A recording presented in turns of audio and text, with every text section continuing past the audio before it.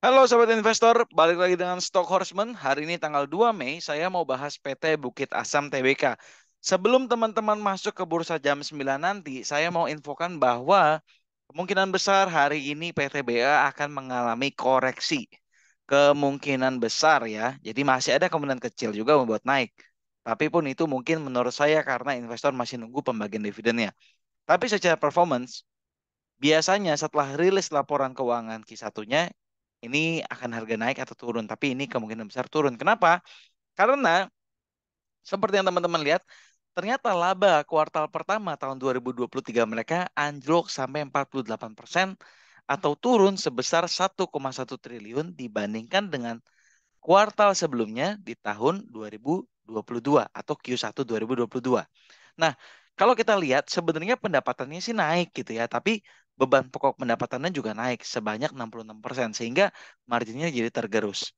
Oke, hal ini juga dipengaruhi oleh berbagai faktor dari eksternal seperti harga batu bara yang menurun, kondisi pasar yang fluktuatif ya. Kita lihat harga batu bara udah terkoreksi jauh gitu ya. Kayak saham-saham kayak ITMG, Adaro, ADMR yang dulunya berjaya banget pas tahun 2022, sekarang udah terkoreksi banyak gitu. Harga pokok penjualan naik. Nah, ini kan PTBA kebanyakan suplainya ke PLN nih. Nah, di tahun-tahun ini di awal-awal tahun ada berita PLN oversupply. Jadi udah oversupply. Jadi demand-nya nggak sebanyak supply-nya. Jadi kebutuhan listrik PLN, suppliernya tuh udah terlalu banyak listrik yang dimiliki PLN yang belum terdistribusi. Jadi ini bisa jadi potensi nih PLN nambah lagi supply-nya atau enggak gitu kan. Karena udah oversupply yang ngapain nambah gitu. Nah, gimana prospek dari PTBA ini ke depannya? Kita akan lihat di penjelasan kali ini. Oke, langsung aja. Kalau company overview, teman-teman saya PTBA udah tahu lah perusahaan persero BUMN yang memproduksi batu bara di Kalimantan untuk dijual disalurkan ke PLN atau ke perusahaan atau ke negara-negara ekspor lainnya. Kalau kita lihat dari pergerakan harga batu bara, teman-teman lihat yang paling bawah minus 52,90% itu NCF Newcastle Coal Futures itu rata-rata indeks batu bara diambil dari situ itu sudah mengalami koreksi 52,90% secara year to date. Nah, kalau kita lihat satu-satunya, enggak ada dua. Yang tertinggi adalah PTBA yang masih plus 10,99%, yang masih bertumbuh secara year to date, even harga untuk coal secara global itu turun 52,90%. PTBA masih bisa tumbuh 10,99% atau hampir 11%. Bayan Bayan Resource ya kita tahu lah habis stock split yang membagongkan itu dari 100.000 naik terus jadi stock split jadi 20 ribuan tuh langsung menyalip jadi nomor orang terkaya di Indonesia gitu ya. Bayan ini itu tumbuh juga 0,94% secara year to date. Sisanya perusahaan-perusahaan besar yang kayak kita tahu ITMG, Adaro, MBAP, Games itu rata-rata minus dari 3%, 6%, 8%, 11% sampai ITMG minus 14,72%. Kemarin tuh baru minus lagi tuh. Nah, ini ITMG gitu ya. Jadi kita lihat PTBA masih bertumbuh dibandingkan dengan saham-saham lainnya. Nah, ini menurut saya pertumbuhannya karena tahun kemarin 2022 tuh PTBA shedding banget. Bagi dividen sampai 100% dari laba. Itu ya siapa yang nggak suka dividen yieldnya sampai 14 sampai 15% gitu kan.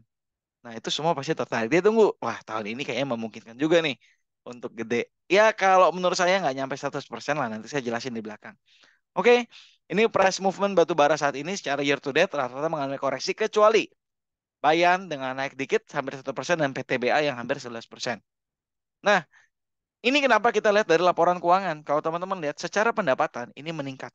Di slide berikutnya saya akan jelaskan meningkatnya berapa. Dari 9,9 ini dari 8,2 T ke 9,9 naik sekitar 60%. Ini cukup bagus nih. Nggak nyampe 60% sih. Cuma ini ya cukup bagus lah. Pendapatannya naik cukup bagus. Nah, beban pokoknya juga naik 66%-an nih. Beban pokok sehingga laba brutonya tergerus dari tadinya 4,7 T ke 7,9 nih, ke 7,9 naiknya cukup sehingga laba bruto tergerus. Belum lagi ada beban umum naik, beban penjualan, laba usahanya sehingga jomplang banget ini 1,5 T malah. Laba usaha 1,5 T sehingga laba periode berjalan ya turunnya sekitar 1,2 T. Ya 1,1 T-an lah. Ini, nah ini atau sebesar 48,4%. Ini laba periode berjalan. Q1 Maret sampai Maret 2022 untungnya 2,3. Maret sampai Maret 2023 itu cuma 1,1. Bayangin, labanya berkurang hampir setengahnya gitu ya. Karena sebenarnya pendapatan bertumbuh, tapi beban-bebannya tinggi. Kayak kita baca di awal, fluktuasi harga. Belum lagi kalau kita lihat di sebelumnya nih, di indeks harga, harganya juga masih pada terkoreksi dalam. Nah, ini secara nominal saham, secara nilai saham pasti nggak berefek sama si PTBA. Mungkin efeknya belum terasa karena orang masih nungguin dividennya karena masih bertumbuh di 10, hampir 11%, 10,99% gitu ya. Tapi secara performance sudah berasa nih turun 48%.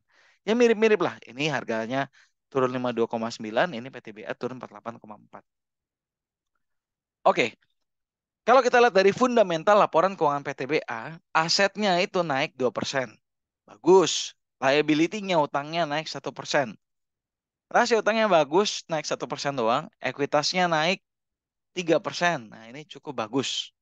Jadi, aset sama dengan liability plus equity, jadi asetnya naik 2%, liability naik 3%, dan profitnya. Profitnya ini turun 48%. Nah, ini yang Q1Q-nya kurang baik gitu ya, karena faktor-faktor internal dan eksternal. Revenue-nya, secara revenue, pendapatan mereka, revenue sama laba beda ya. Revenue tuh pendapatan kotor lah dari operasi usaha masuk ke revenue, baru dikurangi beban, kurang lagi sampai ketemu net profit. Revenue-nya naik 21%, tapi expense-nya naik 66%. Ini untuk beban pokok pendapatan. Beban umum administrasi naik 19%. Penjualan pemasaran naik 9%. Biaya atau penghasilan lainnya dari tahun 2022 mendapatkan penghasilan lainnya sebesar 14 M. Di tahun 2023 malah menimbulkan beban lainnya sebesar 39 M. Nah, kalau dilihat dari website resminya PTBA, namanya kalau teman-teman cari performance atau kinerja tahun Q1 2023 gitu ya. Nah, ini yang menjadi tantangan bagi perseroan di tahun ini, 2023 diantaranya ini. Koreksi harga batu bara, yang kita lihat ya. Harga batu bara indeksnya sudah turun jauh. Fluktuasi pasar, terus kondisi geopolitik, ya perang Rusia Ukraina yang sudah mulai stabil ini pasti eh, impact ke batu baranya ada gitu. Jadi demand-nya udah nggak setinggi dulu lagi. Di tengah ketidakpastian demand-nya tinggi. Tapi udah menuju ke stabil ya, demand-nya akan menyesuaikan dengan kondisinya gitu. Harga pokok penjualan mengalami kenaikan. Di antara karena biaya jasa penambangan, biaya jasa penambangannya naik, BBM-nya juga naik. Nih, bahan bakar juga pengaruh, royalti juga, angkutan kereta api juga. Nah, karena itu PTBA terus berupaya memaksimalkan potensi pasar di dalam negeri. Ini menarik nih, potensi pasar di dalam negeri paling dia udah nggak gitu fokus ke PLN yang oversupply menurut saya ya harusnya. Menurut saya lebih bisa difokusin ini nih, peluang ekspor untuk mempertahankan kinerja positif. Kunci kinerja positifnya sebenarnya bisa jadi ada di peluang ekspor ini. Perseroan juga konsisten mengedepankan cost leadership di setiap lini perusahaan sehingga penerapan efisiensi secara berlanjutan dapat dilakukan secara optimal. Oke, kita mau lihat nih. Sebelum ke sini kita mau lihat ke sini dulu. Oke, ke sini. Nah, informasi penjualan per segmen. Kalau kita lihat di sebelumnya, ini kan kita ada bahas nih. Peluang ekspor. Nah, ini peluang ekspornya. Jadi menurut geografis, Indonesia nih di yang mengalami pertumbuhan banyak nih. Hampir semuanya bertumbuh ya. Jadi Indonesia bertumbuh dari 4,1 ke 3,7, dari 3,7 ke 4,1. India, China, ini dua konsumsi terbesar batu bara kita dari India dan Tiongkok. Jadi kalau bodo amat lah ya kalau G20 tuh Eropa nggak mau pakai batu bara kita, ya mereka juga nggak beli banyak, ya nggak usah banyak omong lah. Yang penting kita fokus ke pembeli-pembeli bagus aja. India, Tiongkok, Kamboja, Korea, Filipina, dan Thailand. Nah, ini yang menarik adalah India menyalip Tiongkok nih dari sisi kebutuhan batu baranya. Ya, berarti India mulai maju nih untuk kebutuhan listrik, untuk kebutuhan pabriknya, manufacturingnya. Bisa dilihat dari situ juga. Tiongkok 1,7. Terus ada Kamboja, Korea, Filipina, dan Thailand. Nah, ini Thailand malah berkurang. Ayo dong Thailand, beli lagi. Nah, terus Itali juga berkurang nih, Itali nih. Di tahun kemarin beli, tahun ini nggak beli gitu ya. Dan masing-masing di bawah 250.000. Oke, di kalau kita lihat di kuartal sebelumnya, tahun 2021 dan 2020, Indonesia nih meningkat signifikan, konsumsinya cukup bagus. 2021 2,5, ini 3,7 di Maret 2022 dan di kuartal kemarin 2023 4,1. Tiongkok, India masih paling besar, terus Filipina, Taiwan. Nah, yang menarik ada negara-negara yang nggak masuk nih. Jepang, Malaysia, Hong Kong, Vietnam yang biasanya ada itu nggak ada. Malah ke-replace sama kayak ya memang nggak ada aja ya. Memang nggak ada nih Jepang, Malaysia, Hong Kong, Vietnam. Nah ini yang bisa juga difokuskan gitu untuk bisa berkontribusi juga untuk penjualan per segmen. Jadi kalau mau ekspor, menurut saya fokusin di India, Tiongkok nih, sama Kamboja, Korea, Filipina, sama Jepang, Malaysia, Hong Kong, yang lain-lainnya juga bisa difokusin. Ini segmentasi penjualan Q1 dan Q2, Q1 2023 dan Q1 2022. Jadi hampir semuanya mengalami kenaikan dari Indonesia, India, Tiongkok, Kamboja, hanya di Thailand, Italia, dan others yang mengalami penurunan. Significantly others.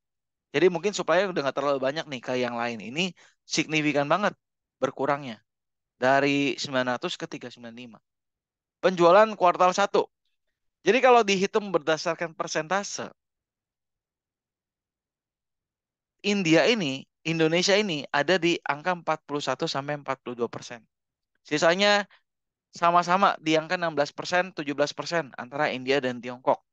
Terus kemudian Kamboja dan Korea sama-sama sekitar 6%-an. Filipina mungkin sekitar 2%, lainnya sekitar 2, 3 sampai 4%, dan ya Italia sih mungkin ini Thailand sekitar 0,1% gitu ya. Oke, ini informasi berdasarkan geografisnya. Jadi teman-teman lihat, kalau negara-negaranya ordernya lebih banyak, bertemu lebih bagus, kemungkinan pendapatannya juga bisa meningkat. Tapi ini peningkatannya masih wajar. Kalau kita mau profit yang bagus harus signifikan. Dan harganya juga pas lagi bagus gitu ya. Nah, pertanyaannya, ketika PLN oversupply, apakah permintaan dalam batu bara dalam negeri akan menurun? Jadi ini banyak beritanya nih. Oversupply listrik, PLN berhasil tekan biaya kontrak. Menilik masalah oversupply listrik dari PLN. Bos PLN belak-belakan ungkap oversupply listrik 7 gigawatt di 2022. Jadi kemungkinan permintaan dari PLN ini akan bertumbuh, mungkin akan bertumbuh, tapi tidak bisa sesignifikan dulu ya, bertumbuh ala kadarnya lah. Karena PLN juga mengalami oversupply gitu dari pembangkit-pembangkit listrik yang dia punya. Pasokannya udah kelebihan nih. Dia harus distribusi terus. Kemungkinan batu bara dalam negeri konsumsinya akan berkurang. Nah, fokusnya harus ke ekspor atau ke perusahaan-perusahaan lain. Gitu. Apa terlebih harga batu bara sekarang lagi biasa-biasa aja gitu, bukan di harga yang lagi bagus gitu. Oke, kita mau lihat ada berita menarik. Jadi saya mau share berita menariknya adalah ini. Berita menariknya adalah permintaan diprediksi turun. Begini prospek sektor batu bara di 2023. Nah, kalau kita lihat dari investasikontan.com.co.id. Nah, ini sebenarnya masih prospektif nih, cuma harganya nggak bisa pakai patokan di harga 2022. Nih, udah nggak bisa, ini kan karena ada COVID, terus ada perang juga, jadi harganya tuh udah nggak bisa patokan di 2022. Paling kenaikannya dibandingkan dengan 2017 sampai 2021. Jadi ada resiko perlambatan pertumbuhan secara global gitu ya. Nah, yang menarik adalah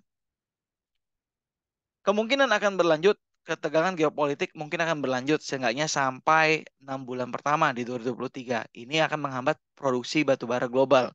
Tapi di sisi lain, permintaan Cina, yang kita lihat ya, Cina peringkat 3 itu udah kalah sama India, akan tetap tinggi dalam jangka pendek karena persediaan rendah. Sementara permintaan yang tinggi terutama dari pembangkit listrik. Kalau menurut saya, teman-teman, bisa dilihat apakah nanti dividen PTBA akan menjadi trap atau enggak. Karena pun kalau ternyata sudah bagi dividen, saya akan 80% yakin setelah bagi dividen atau setelah come date lah, itu koreksinya akan dalam untuk PTBA. Teman-teman bisa pikir, kalau yang sudah masih profit, boleh pertimbangkan apakah ini waktu yang tepat untuk take profit atau enggak. Kalau yang belum profit ya mau ambil dividennya boleh, atau mungkin mau mulai-mulai entry, dilihat dulu momennya lagi bagus atau enggak. Menurut saya setelah pembagian dividen tunggu sampai minusnya cukup dalam, entry dikit-dikit ya boleh lah untuk tes gitu ya. Oke, ini dari PTBA. Sekarang kita mau cek kira-kira dividennya seperti apa sih sehingga orang tuh tertarik gitu ya. Nah, ini dividennya kayak gini nih. Jadi, PTBA nih kemarin gila banget. Dia kasih dividen 100% dari laba tahun 2022 gitu ya. Untuk laba 2021 gitu. Nah, ini sehingga nilai dividennya 688. Bayangin dari 74 326 langsung 688. Jadi kemarin yang pegang PTBA sempat bagi dividen, wah, happy-happy banget gitu. Yieldnya 14,87%. Pertanyaannya di 2023, berdasarkan performa tahun 2022 kemarin, dengan laba 12,59 T, berapa dividennya? Kan gitu. Sampai orang rela-rela tahan nih. Di antara yang lain minus, PTBA sendiri masih berjaya di 10%-an. Nah, anggaplah ada perlambatan ekonomi di tahun 2023 ini. Maka yang tadinya dividen 100%, katakanlah cuma dibagikan 70%, ini asumsi saya pribadi. Karena melihat perlambatan, fluktuasi harga pasar, terkoreksi cukup dalam untuk pendapatannya, dan pasti PTBA butuh untuk mengoperasikan usahanya juga, perluasan usaha, maka let's say 30%-nya dibuat usaha sendiri, 70% dibagi ke investor. Jumlah saham beredar itu 11,52 miliar. Laba tahun sebelumnya 2022 itu 12,59 triliun. Perhitungannya kayak gini. 12,59 triliun ini dikali 70% yang dibagikan untuk dividen. Itu ya, kalau tahun kemarin 100%, tahun ini 70% lah. Dibagi jumlah saham beredar. Maka ketemunya Rp765 per lembar. Jadi estimasinya adalah Rp765 per lembar, estimasi dari saham PTBA. Jadi teman-teman boleh cek lagi tuh kira-kira worth it gak sih untuk pegang PTBA dengan nanti dividen potensi sampai Rp765 per lembar gitu. Jadi teman-teman, keputusan dari teman-teman jadi cukup seru juga nih. Apakah mau hold sampai dia ada pengumuman dividen biar ada kenaikannya? Apakah mau ambil dividennya? Apakah mau jual gitu biar gak kena dividen trap? Karena harga lagi koreksi. Jadi kalau pendapat saya pribadi, ini disclaimer on, bukan ajakan jual beli atau menghasut. Posisi saya share pribadi, ya saya akan take profit. Saya nggak akan tunggu sampai dividen karena menurut saya ini cukup beresiko gitu. Saya bukan tipe orang yang risk taker yang banget-banget gitu. Karena buat apa dapat dividen yang besar, tapi koreksinya nanti kemungkinan bisa dalam gitu. Atau saya mau lihat, atau kalau saya punya portonya banyak gitu ya, kalau misalnya punya 100 slot, ya paling saya 70%-nya dulu lah, atau 50% dulu. Saya take profit, sisanya take profit berkala sampai sebagian saya hold buat dividen gitu. Ya bisa jadi strategi orang beda-beda. Jadi itu aja, jadi keputusan di teman-teman. Semoga apa yang saya sharing hari ini bermanfaat dan bisa menambah wawasan teman-teman dalam mengambil keputusan. Sampai ketemu di emiten selanjutnya. Kalau ada yang mau komen atau mau sharing sesuatu tentang PTBA, tentang saham lainnya, jangan ragu tulis di kolom komen. Sampai ketemu di konten selanjutnya. Thank you.